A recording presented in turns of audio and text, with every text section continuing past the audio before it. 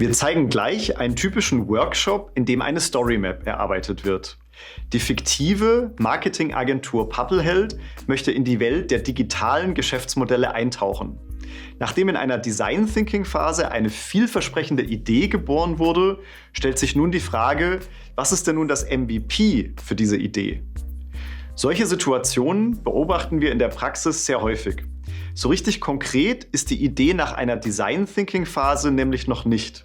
Genauso wenig wie auch der weitere Prozess. Design Thinking beschreibt konkrete Phasen und führt strukturiert durch diese hindurch. Was danach kommt, bleibt aber leider oft dem Schicksal der Organisation überlassen.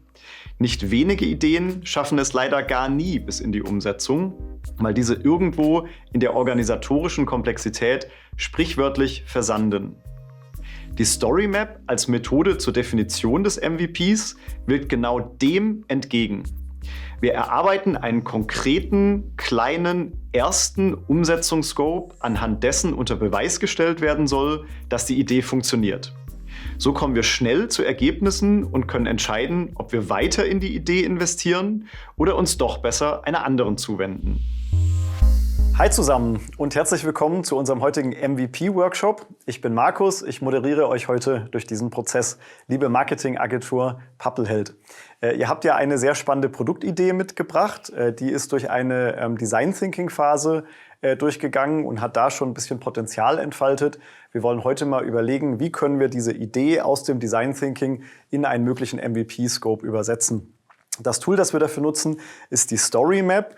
Wir neigen nämlich häufig dazu, wenn wir über neue Produkte nachdenken, immer in großen Visionen zu denken. Wir sind gedanklich immer ganz schnell bei der sechsspurigen Autobahn.